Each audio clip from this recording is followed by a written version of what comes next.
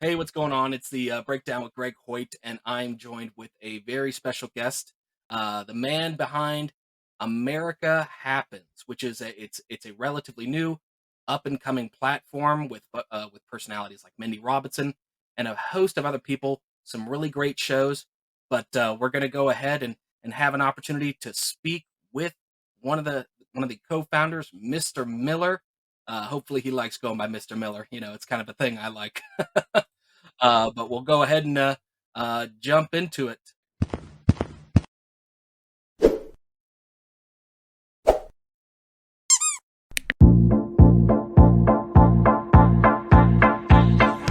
Two to the one, from the one to the three. I like good pussy and I like good trees. Smoke so much weed you wouldn't believe. And I get more ass than a toilet seat. Three to the one, from the one to the three. I met a bad bitch last night in the D. Let me tell you how. Hey, Hey, Mr. Greg, how are Miller. you? How you doing? Going How on? you doing, Greg? Good to see you. Yeah, good to see you as well. Good to meet you, I should Yeah, say. yeah. It's really a great opportunity.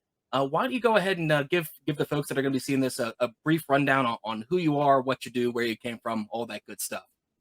Yeah, sure. Yeah. Well, I'm originally from LA. I grew up in the San Fernando Valley. I was a music video director for quite a long, about 10 years or so.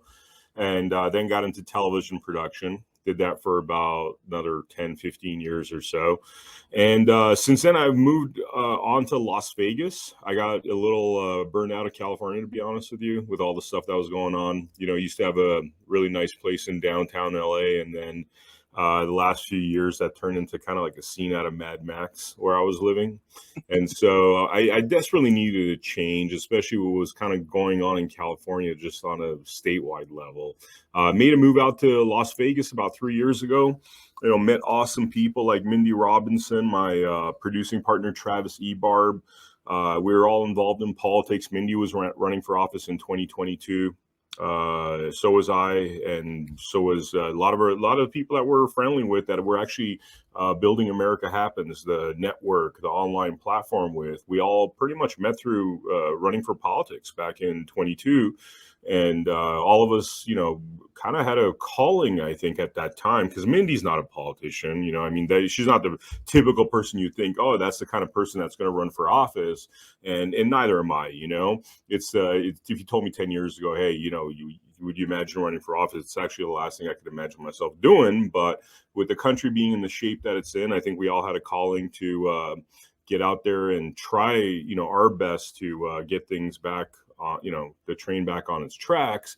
And that's how Mindy and I met. That's how, a lot of the people that are involved in America Happens met. And after we all ran for office and lost, unfortunately, we decided, this is something that we want to do because whereas politics is a tricky game, you have to sell yourself out. When it comes to media, especially doing the kind of media we do independently, you have a lot more opportunity to tell the truth. And they're trying to stop that too. But we have a great outlet with what we're doing with America Happens, and multiple shows. Mindy's got two shows. I got two shows. We work with Joey Gilbert. He's got a show, another new one coming. Joey Gilbert ran for Nevada governor in 22 as well, and a whole bunch of things. We got about 12 shows happening simultaneously that we produce on an ongoing basis, and it's awesome. It's like we love it. We love the people we work with. Yeah, no, and it's funny that you brought up Mindy Robinson running for office in 22. Yeah, I remember when she was running in 2000, I believe it was in 2020. She also Hmm. ran for office, and at that point in time, I did a profile piece for her when I was with the news outlet Law Enforcement Today, and it did get a little bit more of a message out there, but yeah, unfortunately, she wasn't able to pull through the race over there in 20 and obviously in 2022. And that particular area, that state, Nevada, it's a tough state uh, Hmm. when you take into consideration a lot of the left-leaning policies. A lot of the liberalism is really baked into the culture there, Yeah. and unfortunately, people have difficulty distinguishing uh, liberal social aspects of liberalism and policy aspects, because there are some things that you can be like socially liberal with, and it's Mhm. it's not the end of the world. It's just fine. When you start getting into the policy stuff, that can be really detrimental. And these folks feel like they have to get the whole bag in order to get the socially liberal stuff that they currently enjoy. Yeah, yeah. And the Republicans don't make it easy for themselves, to be honest with you. I mean, it's Mindy ran as a libertarian, I ran as a Republican. Joey Gilbert ran as a Republican, and I don't know. It's like the whole politics thing is a mess. I think a lot of the time, especially in Nevada, the Republicans are shooting themselves in the foot a lot of the time. Even leading up to 24 right now, they start announcing candidates, not the Republican Party necessarily, but Republican insiders that are running. And it's just like recycled candidates that have already lost two, three, four times. And it's like they can't find anybody fresh to take a chance on. So it's like, the whole system, I think, is we're not doing ourselves any favors as Republicans, I think is my point. Yeah, no, I agree. The Republican Party is pretty shot, and they're Hmm. not really good at marketing themselves beyond the No. confines of their own, proverbial tent. Yeah. But going back to a little bit of your beginnings, I like to call them the humble beginnings. Uh, so I was doing a little reading up on you, and the fact that you mentioned like you were a music video producer, and I saw some of the artists that you worked for. Apparently, you worked alongside folks like DMX, Master P, Chris Yeah. Brown. One that I was Yeah. really interested in was the Executioners. Yeah. Uh, that was like if my memory serves me right, that was like a hip hop DJ group that was floating around in the late '90s, early 2000s. They had a really catchy hit song with Linkin Park about 21, 22 years ago. Yeah. What was it like working with some of those artists? Oh, it was awesome. I mean, I remember that video shoot. Actually, the whole concept of that video was really to capture the vibe of back in the days, like the late '70s, early '80s, when hip hop was first born. And Executioners, they blew up in the '90s and early 2000s, but those guys have been around for a sec in the underground, and they've been closely associated with like a lot of the original hip hop guys. Grandmaster Flash, like pretty much from that generation. I mean, I'm talking like late '70s before they had even coined really what hip hop was. And so we got a lot of those looks involved, like how they used to dress back in the day in the late '70s, early '80s with their Adidas gear, and what it looked like with the graffiti and all that stuff. And so we kind of captured that vibe. It actually looked like a time capsule, even though we shot that video in like the mid 2000s, like 2005, I think it was. And those guys, I mean, musically, they're amazing. They produced a lot of different acts through time. And they got made a big name for themselves with like Linkin Park and stuff, but they've produced like hundreds of tracks underground.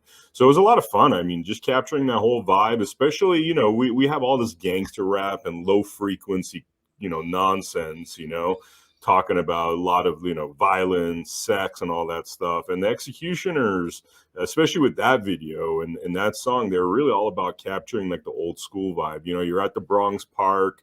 It's like the late '70s, early '80s. People are out there doing breakdancing, having a good time, and really capturing that kind of, the positive street spirit. So yeah, it was a lot of fun. And Ghostface Killer from Wu-Tang was in that video. So was man, I forget his name. The lead singer of The Roots was in that video. We had a lot of the OG guys from back in the day show up. So like you'll see, groups of people dancing and stuff, and like literal hip hop legends in those images, that are kind of embedded within the group. And what was really cool is we found a guy that actually had a collection of early '80s gear that he's saved, that he actually loans to museums when they go around on these, international kind of tours and stuff. And he let us use literally all his gear. So we're not even using Adidas reprints from 2005 back then. We were using the original stuff, the original shoes, back from like 81, 82, 83, when this guy, was out there with the OGs of hip hop, really kind of, when it was all invented, or when it was all happening. So it was a lot of fun. That was a great video to work on.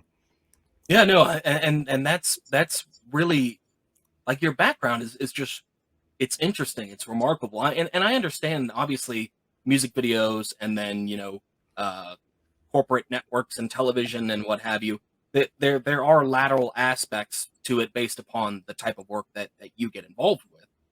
But it is still, at the same time, while it's lateral, the cultures feel like it's just, something completely, opposite end of. And Hmm. that's another thing I was curious about was your endeavors in corporate media, and also corporate television, whatever you want to call it, because you have a background, getting in cahoots with stuff like A&E, even Paramount, Netflix, Spike Yeah. TV, and eventually to Viceland. Hmm. What was your takeaway from being on that end of the spectrum media wise, and then kind of like looking back on it today, like with what you're trying to usher in? It's it was a great privilege to have those opportunities. I mean, going from music videos, which is a little bit more rock and roll, you're still dealing with a lot of the corporate element, the executives and all that stuff. But then going into television, which is a lot more corporate, a lot more kind of buttoned down. It was an interesting transition. I think a lot of what I learned from music videos and dealing with like music video commissioners and A&R executives and those type of corporate people definitely helped me in that. And most of the people I work with, I think we're just regular folks trying to make a living. They just happen to have certain talents in the entertainment and arts that allowed for that kind of career to happen for them. But I'd be lying if I said that there wasn't a lot of external pressure that we always felt, and including in the music video and music industry and stuff. Coming from elsewhere where there's certain agendas, it's not like, you see a bunch of people in a smoky room cooking up, mischief, but you definitely get the sense that there were people more powerful than the immediate network executives that I work with that had a great say in what was ultimately being done at the networks. I would say that. And I don't think it was a positive agenda.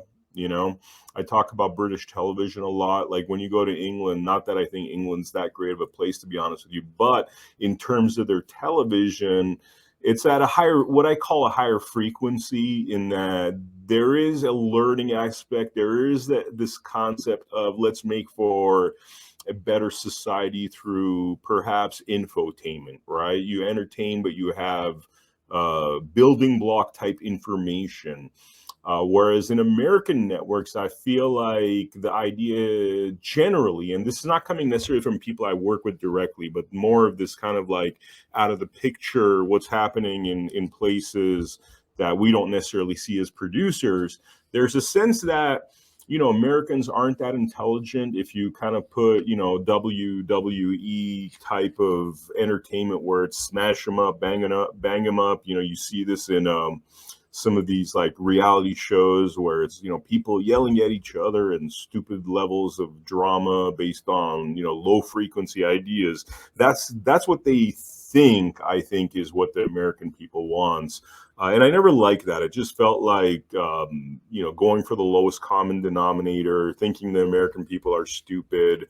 That started to kind of eat me up inside after a while, because I just felt as though, it's great to make a living and all that stuff, right? Like these doctors, that were administering the jab, they're making $500,000 or more.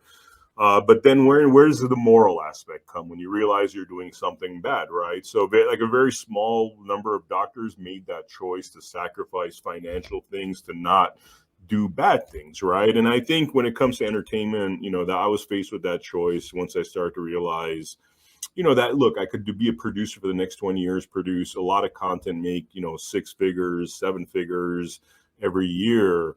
But like, if your legacy is kind of like a bunch of garbage, a bunch of reality TV shows, because that's kind of what was being mandated, that was a message that was being sent down. I mean, it just, not, it didn't seem very appetizing to have that be my career. So anyway, like based upon those experiences, we started talking about America Happens, this idea of doing an independent network, which is, one of the probably the hardest things imaginable, because just starting a network and doing content and finding revenue streams is incredibly challenging. But what else are we going to do right now? It's like we fortunately, our team is comprised of individuals like myself, like where we have the talent, we have the ability, we want to do something right. Trying to selling ourselves out now and just doing entertainment for entertainment's sake, as opposed to trying to do something of quality, which is what we're trying to do with the America Happens Network with all our podcasts and shows, just seems like the right thing to do right now. And that's pretty much all I could say about that. Whether, there's going to be successful, it's going to blow up, we're going to make a whole bunch of money, I don't know, but that's not necessarily the driving instinct with what we're doing. Yeah, no, and it was so interesting when you were, discussing just kind of how you look back on your time with, being entrenched in, the old guard media and stuff like that, because things are shaking up. Like Hmm. if you saw the announcement that Tucker Carlson made Yeah, yesterday, yeah, uh that is a sign. To me, I figure, like, I mean, the writing was already on the wall anyway, at least when it yeah. comes to corporate news media. Things are getting shaken up beyond belief, Hmm. because you saw Fox News dismissed, obviously, Tucker Carlson. And he's Hmm. like, you know something? I'm going to do it on my own. And the view counts that he got on that video, and then that one brief video he released a couple of weeks ago, like, we're talking views in the tens of millions. 109 million last I checked, by the way, which is insane because I don't think he had that reach on Fox. Yeah, yeah, and just doing that solely via Twitter. But then, Hmm. you look at what's going on at CNN, particularly the past few years. I mean, people are looking at, like, oh, they got rid of Don Lemon, and I thought that was kind of that was obviously a very important thing with Hmm. CNN. But then you look at some of the other people they dismissed, over the past couple of years. What was it? Oh God, that insufferable. Como. Yeah, Chris Cuomo Chris was Cuomo. dismissed, I believe, like, about 2 years ago, Hmm. and then there was that other chap who had the most insufferable morning show. Uh, I know you're talking about what's his face. You're not talking about the oh man, Crowder always makes fun of him. He's on the Crowder open yeah, yeah, yeah. gosh, that's the thing. I mean, he is He's he that is most. memorable. He's that memorable. Both of us can't remember his name. Yeah, yeah, that's the thing. Like, I can, Wolf Blitzer is more entertaining than that man, and Wolf Yeah, Blitzer looks like he hasn't blinked in 25 years. yeah, yeah, yeah, yeah. I don't Um, know. I mean, I have very little faith in anything ever positive happening because I look at it as like, okay, who did they hire when they wanted to, I guess, take their network to the next level? It was Jeff Zucker. Jeff Zucker's a show producer, right? I mean, you don't hire a reality show producer if you're trying to run a news network. That just tells you exactly what they were trying to do. And Zucker is long gone. I mean, he resigned, I think, a year ago or something, right? yeah. But you look at who they're hiring. It's if they want to do real news, I mean, what they would do is they would find people like us. Honestly, they would, like, if they were smart. And when I say people like us, I'm talking about anywhere from what we're doing all the way up to the Steven Crowders of the world, Tim Pools and all that. Those are the people that they would hire to be hosts if they're looking to really, like, break the paradigm, take things to another level. Because those people actually have audiences, whereas most of their hosts don't. Well, yeah, yeah, and I honestly believe that, especially when it comes to news programs, delivering the news, whatever it may be, it's not as though it's a medium that has to be devoid of any and all entertaining aspects. Because you look at folks like Steven Crowder, you look at Tucker Carlson's old show on Fox, you look at Tim Pool, those are still entertaining. They're informative and they're entertaining. And that so those things, they're not mutually exclusive. They can absolutely coexist. And that's one of the things that corporate media generally sucks at. Everything, for the most part, is so boring to watch on there. Outside, even if you eliminated all the bias from all the networks, all the misinformation, everything, and it was just straight news, it'd still be boring. Yeah, exactly. Sorry, I turned my mic off for a sec because I'm out here with my door open and there's some activity happening outside. I don't know if somebody's moving a car, but I could bring some insight on that, right? Because what you see in the network world is it's dominated by fear, fear, fear, fear, right? Whenever you see somebody do something out of the box, and if you kind of read about the way the CEOs and leaders of companies come and go and how they're replaced, that you notice that if somebody takes a chance and actually does something a little groundbreaking, a lot of the time, without even seeing that process through, they'll get that person fired, right? Because that person took a chance. And a lot of time, what you find out is that that person that took a chance had the next Seinfeld on his hands, like literally, where like whatever he did turned out to be a success. It might have taken him time, but the impatience of these boards caused that person to be fired very quickly. And so what they've created a fear climate where anybody that takes chances is more prone to be, losing their job, being punished for taking a chance, even in success. So they don't encourage that sort of thing. So what you find is that the same crap is recycled over and over again. And if they said, hey, you know what, let's replace our kind of very not creative boards, our not creative staff, because they are stagnant and they've been stagnant for a very long time. It doesn't take a genius to realize that the only way that they're not going to be stagnant anymore is by actually evolving and coming up with new ideas and new approaches. And in the spirit of doing that, you would scour the internet and find all the young, talented, and maybe not so young, but talented individuals that are doing their own thing and have their own audiences, and you would bring those people into this climate of the CNNs and stuff, and then your ratings would go like through the roof. Could you imagine having, like, if somebody were to have the guts of having like a Steven Crowder, Jordan Peterson, right? Tim Pool,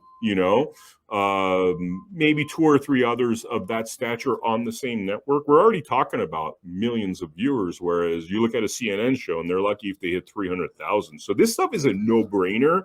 But what you see, especially with Tucker Carlson firing, is that the agenda is even more important than the money. The agenda is more important than the money. And who would have thought we'd ever hear that sentence being spoken? But it's true. It's like, even when somebody is a cash cow like a Tucker Carlson, right? He's showing the prototype to success. And what do you do? If you're a smart network executive, you would say, oh, Tucker Carlson's doing well. Let's go pick up a lot of these guys from the internet that have, millions of viewers on their show that they're airing at, with their boxers on. You know what I mean? They're not even wearing suits, and these guys have that much followers. Let's bring them on, right? But that's not what they do, because the agenda is more important than even the money that they're making. So yeah, that's why we're building what we build, where we're building here, because eventually that agenda is going to fall apart. I mean, there's only so much dark money that could finance something that's not making any money before it falls apart, Yeah, no, and so that's obviously you harbor a very particular set of sentiments regarding the mainstream media, corporate media, Mm-hmm. and I think that's a good way to segue into. I'm guessing this is what all built up and fostered up into the founding of America Happens, right? Yeah, basically. I mean, you know what my last great disappointment was Vice, actually. Like, it was funny because when they brought me onto Vice to help essentially start Viceland, I was one of the first producers that they brought on. And they initially wanted to help me develop shows, and then I started focusing on one particular series as a showrunner, and really was trying to help them set a prototype to a network, right? Because they had no network, and initially their sentiments were kind of like what Netflix ended up doing, which is that it's really about the producer, the director, their voice, doing unique entertainment based upon unique voices, right? Which to a certain degree Netflix has done well, which was kind of the promise of Vice early on. Now, obviously, Netflix has done well with a lot of leftist producers green lighting leftist projects. I think if they had equal amount of, like, the political spectrum was more wide and maybe not so political even at Netflix, I think they could have done a much better job with that concept of having producers and artists dominate the voice of a product, right? With Vice, that was their plan. And then, funny enough, around the same time that all these other industrial complexes started being infiltrated by wokeism, it was literally like a switch. And that's what kind of because normal things don't happen like a light switch turns on. Normal things evolve, you see trickle in, you see the climate start to change. But what I saw at Vice was literally a switch being turned off or on, however way you want to look at it. And what that was that all the senior showrunners, experienced producers, were all of a sudden overnight starting to be replaced by essentially these wokest individuals. And these wokest individuals, what their resume contained is the fact that they might have purple hair and might wear skinny jeans. And I'm being very serious, by the way. It's not like these individuals came in with, hey, the purple hair that, person that they're trying to, choose actually has a huge history of directing and producing and credibility and experience and all that stuff. No, like these were like film school level graduates. And lo and behold, this company that had an infusion of, I think, $3 billion. In my office alone, we had $300 million for productions, for the slate of productions for that year. $300 million. Within, I'd say 12 months, I mean, I left soon after this kind of woke nightmare started.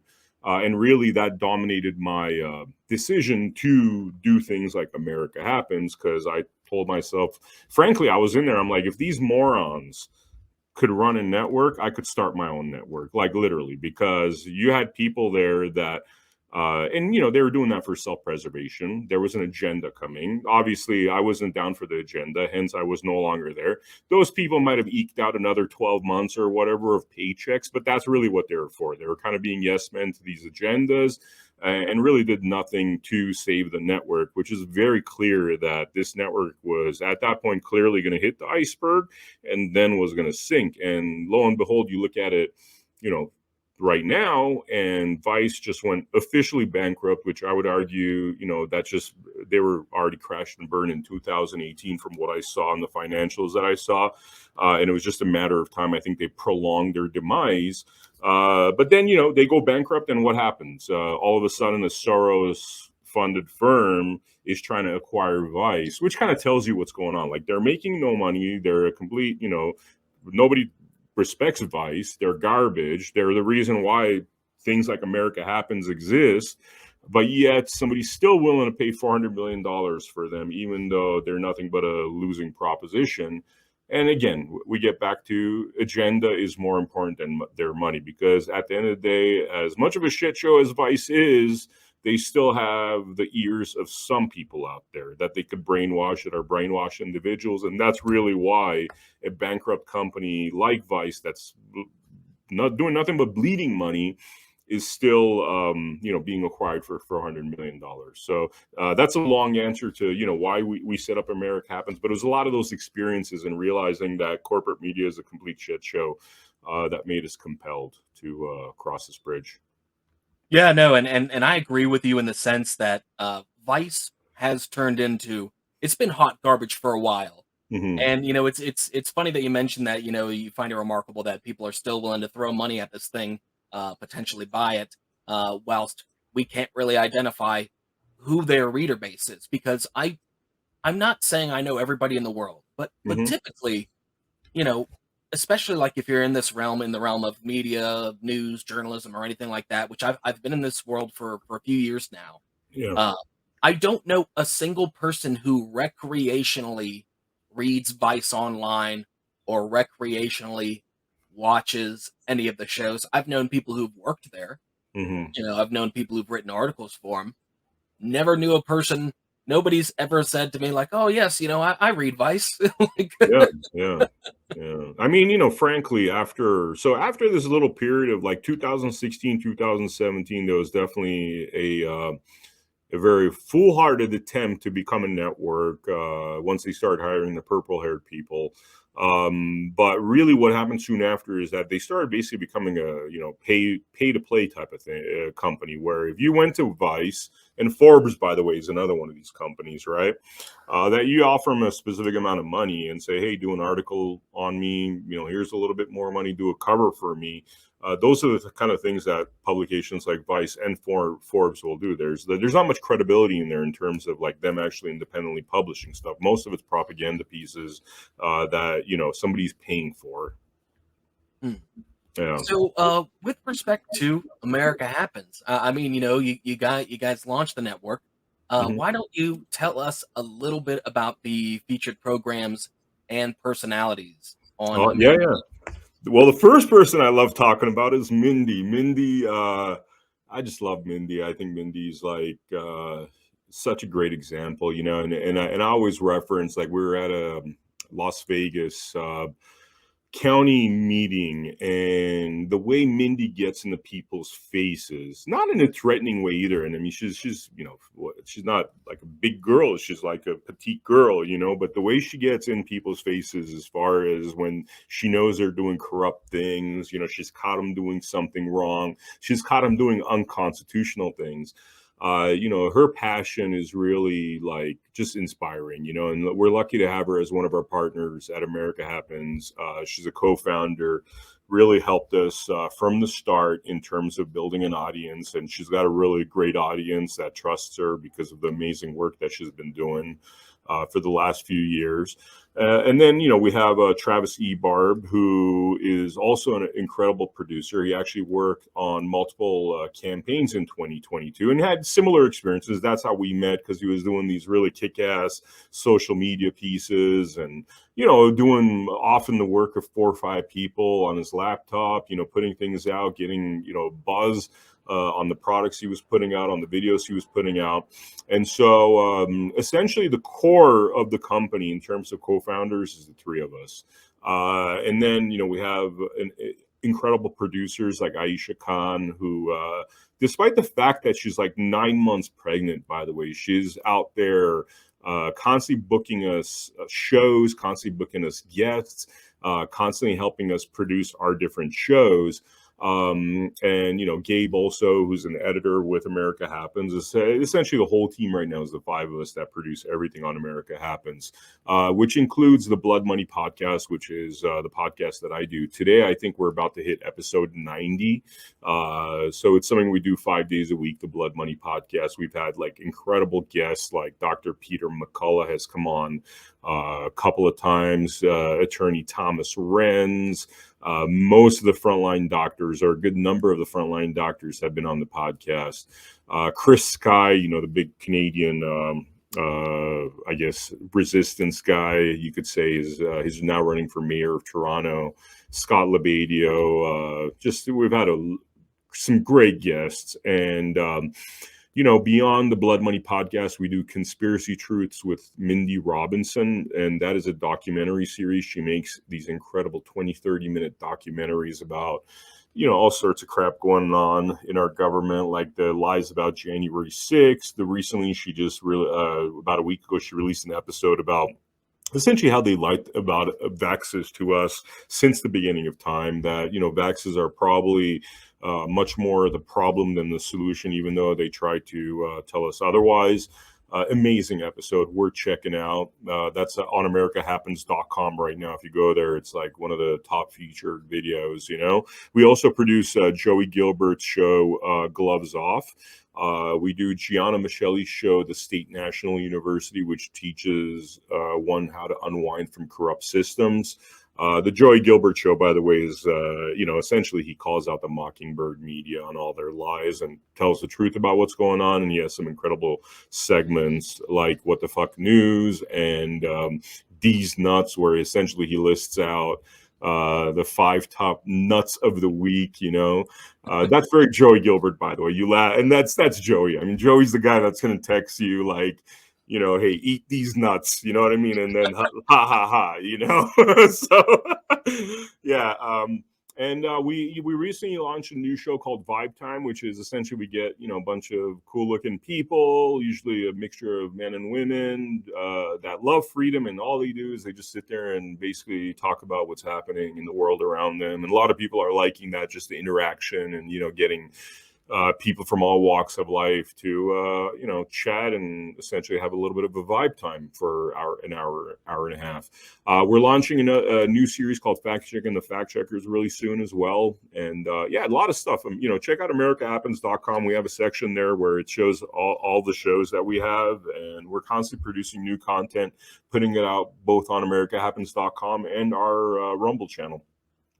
Yeah, no, I think that's awesome. I mean, and running that many shows concurrently Mhm. with how new of an effort this is. I mean, like, when exactly was the day one of America Happens? Like, when was the first day, first show hitting the airwaves online? The official day one, I'd say, was somewhere around January, mid to late January of this year.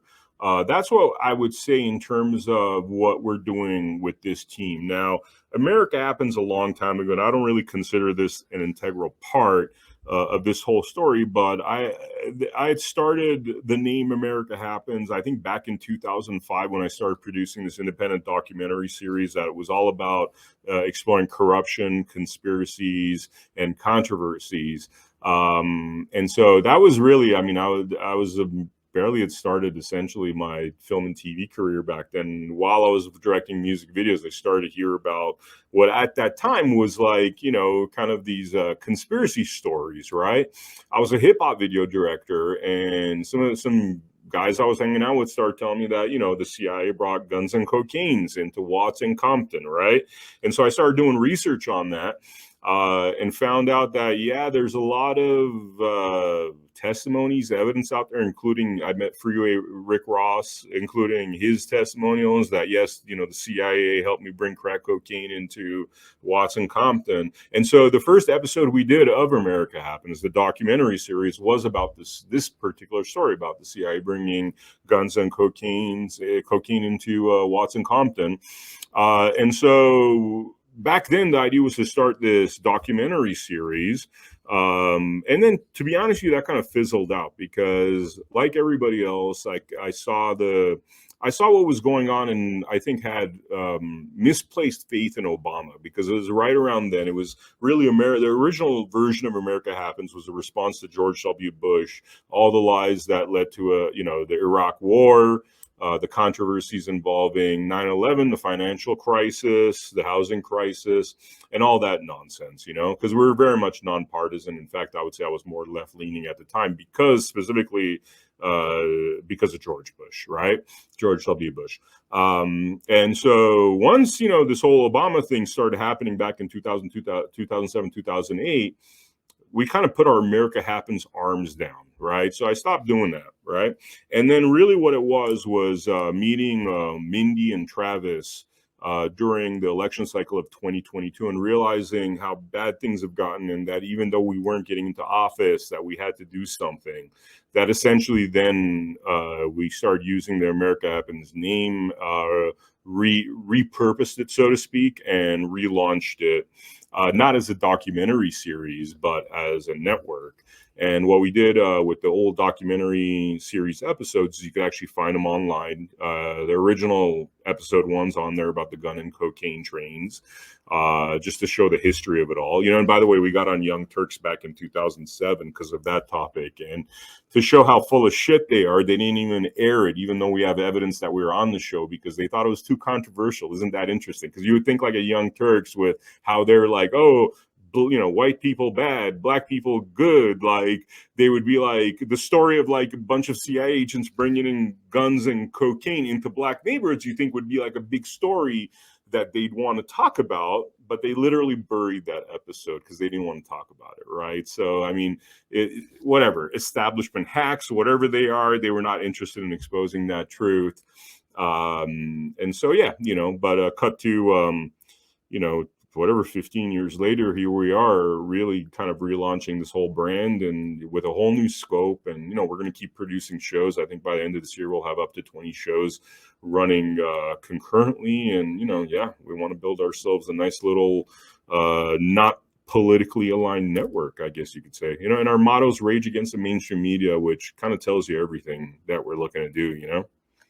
Yeah, no, and I think it's really a smart approach Mhm. to have a myriad of different shows that aren't carbon copies of one another. Because like, yeah, you turn on Fox News, you turn on CNN, you turn on MSNBC, and let's say you flip on the news at 1 o'clock in the afternoon, and they may have three different hosts that run between 1 and 4 p.m. Hmm.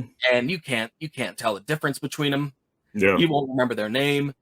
They're repeating the same headlines. It's good to have, even if you're repurposing and repackaging the news with all these shows, Hmm. on any given day. Some people are just going to be more apt to receive it, if, Hmm. if they kind of see something that they find to be good quality entertainment, good engaging content, and as you championed earlier, uh, things that are uh, informative and Yeah. education. You're walking away with more than what you came more than what you came in with. Yeah. Uh, Yeah. I and mean, so yeah. Good, sir. yeah, no, and so I think that's a stellar move. I'm pretty sure it might be a little bit daunting right now, maybe a lot to juggle. Yeah, it's definitely a lot to juggle. I mean, all these like leftist organizations, including the mainstream media, talks about diversity, diversity, diversity. Yet in their imagination, in their conceptual approaches, there's no diversity. Like it's like you're recycling the same garbage, you know. So our goal is to really be diverse, right? Diverse voices, diverse brands of content, diverse approaches, diverse in every way possible. Because, like you said, it's all about it's like playing baseball, right? If you're batting 300 to 400, I mean, 400 is legendary, 300, pretty good, and you're in that window where you have that level of success. It's like every show doesn't have to be successful. If 3 out of 10 or 4 out of 10 are doing well, you know what? You get rid of the other five or six, you come up with other things, and you constantly keep building different approaches because our goal is really to get more bees to the honey rather than speak too much to the echo chamber. We really need to there's people that are too brainwashed to cross them over. They're kind of done, you know what I mean? And that's kind of your Hitler Youth variety. Like they're just so brainwashed that it's like you could spend the next 10 years trying to get them out of that brainwashed state and not have success. Our goal is really to convert the people that are not well, there's not mental health issues involved, I think is what I'm trying to say. You know what I mean? Like people that are logical enough to be like, even if they went down certain paths and, were calling us racists and all these false things, that they have enough sense in them to actually see reality when it's served up to them. So we want to speak to those people and really have them cross over to our side. If nothing else, because that's really what's the only thing that's going to save like the future of this world. I mean, the stakes couldn't even be higher as far as I'm concerned. I mean, it's once America goes down, we lose our freedoms here. It's done. So, yeah, very important to convey these messages to as wide of an audience as possible. It is so funny that you mentioned the importance of establishing and setting up a good future, because that segues perfectly into what we should discuss next. Yeah. What's in store for the future for America Happens? Well, we're just, we're producing more content. We're building our audience. We're going to be taking in some sponsors that are aligned with what we're doing. Gold and silver is a really big thing right now because we don't want to be selling things to people that is kind of BS and unnecessary, because we are in times of survival. And as far as we're concerned, the two biggest things that we want to capture, other than our merch, buying shirts that say Blood Money or America Happens or whatever on there, is really giving people that have been vax injured a list of items that they could get, holistic items. That's one of our things that we're building in our store, is all the different holistic items that you can pretty much buy off of Amazon, but people might not know. Here's a list of 10 or 20 things that help you if you've been vax injured. So that's one of the prominent features of our new store that's coming online soon. And also really getting essentially making sure that whoever we bring on that's a sponsor, whoever we bring on that's going to give us advertising dollars, is really aligned with our message. And right now, that's gold and silver companies. We're working with a couple of them to bring them on board for sponsorships. Because part of building a network is bringing in money, and then that money results in more products, more content, and that's exactly where we're going right now. We're building our base in order to continue to be able to produce content and really build America Happens into a network that you might find on a smart app within the next 6 months to 12 months. Yeah, no, and that's the most important thing is figuring out how to monetize the operation, uh, because at the end of the day, and I know it kind of makes certain people cringe. We kind of live in a society where people want this information, they want the infotainment, they want Mhm. to be able to consume the knowledge that we are attempting to espouse. But operations, the head count, it all costs money, the equipment Mhm. costs money, it takes time to produce shows. It takes time to write scripts, all that stuff. And so, at least in today's economy, there are people who aren't willing to just like support by buying merchandise or working with the sponsors that you Mhm. may showcase. Like I've been absolutely thrilled with the advent of things like Patreon Mhm. and Subscribestar, where some of your most loyal viewers can be like they can kind of give you the PBS treatment. We Yeah. can keep our doors open because the viewers are like you. I think that's really, really powerful. Mhm. Those are powerful tools to utilize. Yeah. Is that something that you guys are currently doing? Any Yeah. subscribes on Patreon? Well, we don't do necessarily subscribe star or Patreon. We have locals, for example. We have places where people could just donate to us. And our pitch is very simple. It's like, look what happens when networks are funded by people that don't have your best interest in mind, like the pharmaceutical companies that fund, I think, 75% of the advertising revenue. Well, networks will literally try to sell you something that kills you. Think about that, right?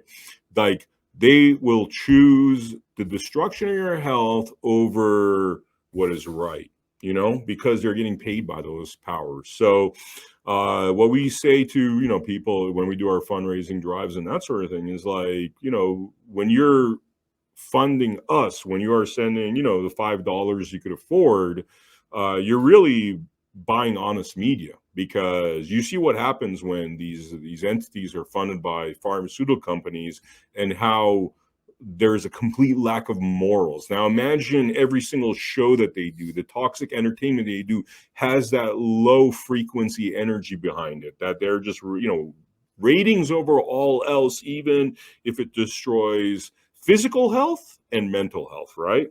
That's what's that's what's at stake. So when we're asking people to help our network, we're basically saying, look, like, you guys financing us is really what's going to get you the honest information, and makes us the antithesis of what the networks are. Because we're not getting funded by those entities that then require one to sell their soul, which is really what's happening at the CNNs of the world. So you're telling me we're not going to see the latest episode of Conspiracy Truths brought to you by Pfizer? Like, Mindy would literally stab me in the eye. I think if I said that sentence to her, I'd just be like, yeah, she doesn't compromise. It's amazing watching her work, because sometimes even though, like, sometimes we'll post questions that we know ultimately it's something that we feel against, but just hearing her reaction to it and how uncompromising she is when it comes to morals, it definitely is something that we value in our company. No, that's awesome. Like I said, I'm in complete awe with how quickly you got this off the ground, what you're doing. 4 or 5 months into it, running so Yeah. many shows concurrently. Yeah. Uh, and, Honestly, I got to give. I was built for this. Let me just say, if there's anybody in the world that was ever built for it, because I built networks and I came up from the ground up. A lot of people go into Hollywood because they have an uncle and they learn how to direct. I had to learn everything, but I have like four just badasses. Like, just having Mindy there, Travis. It's like Aisha, who's more of a junior producer, but like has demonstrated her complete like badassery. You know what I mean? Like, we have a good team. We're very fortunate because we're driven on passion, and that's made all the difference. Because would I have been able to do this, if somebody gave me a bunch of money and made me hire people? Potentially, but doing it in this version where we're literally making the impossible happen. We're making something happen that would normally cost hundreds of thousands of dollars and expensive staff member and executives and all that stuff. Doing it on the shoestring budget. We've been doing this kind of little bit of a miracle that we seem to be pulling off is really it's like an equal it's as much due to my experience, talents, as it is with what Travis is doing and what Mindy's doing. The three of us are just a really, strong team, and definitely Aisha and Gabe working under us, as kind of juniors, but equally badass, and I give them all the credit in the world, Yeah, no. And I guess this kind of segues into one of the most important things, my good friend.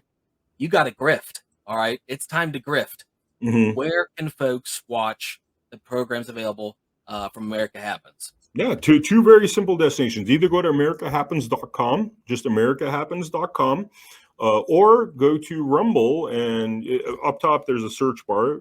Make sure you're searching channels and not shows, and just simply type in America Happens to go to our channel. And you will see a lot of content there, like pages and pages. And we got some great interviews with. It's almost like we got an interview for every single topic. You're concerned about geoengineering. We got interviews about that. You're concerned about the COVID vaccine and how to make sure you don't get poisoned with people shedding and all this stuff. We got multiple episodes of that. So really, what we have within our America Happens network is what you need. Your preparation for America 2.0, because that's I think where we're going. I think America 1.0 is dead already. It's just we're seeing it's kind of dying carcass, and we have to get to America 2.0 where we fix a lot of the issues with 1.0 because that's had its run. Just like the old system wasn't working. It became a predatory system. It became a system against the people, like literally where people suffering, the damage that's inflicted onto people's life equals financial returns. The worst of which we saw with this COVID vaccine, that this $140 shot or whatever was valued higher than people's actual health. So really, this is all about America Happens is all about the prototype for America 2.0, and that's the kind of content we seek to cultivate. Awesome. Well, I want to say thank you. Thank you, Vem Miller, for joining me. You seem like a great guy. And I can tell like that this whole endeavor has been really stressful on you insofar as, the America Happens, because I see you lost your hair. What happened? You and I were in the same boat. We don't have our hair anymore. Yeah. That's why I wear a hat. It's so I look deceptively young. Yeah, I had like a full head of hair like 6 months ago. I don't know what happened, I said America Happens, is like, boom, gone.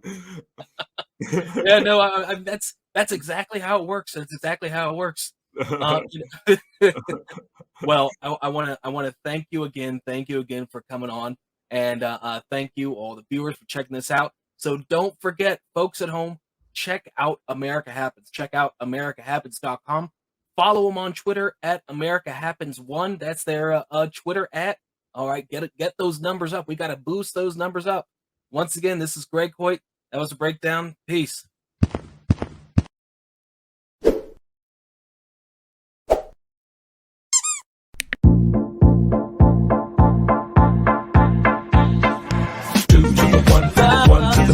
I like good pussy and I like good trees. Smoke so much weed you wouldn't believe. And I get more ass than a toilet seat. 3 to the 1, from the 1 to the 3. I met a bad bitch last night in the D.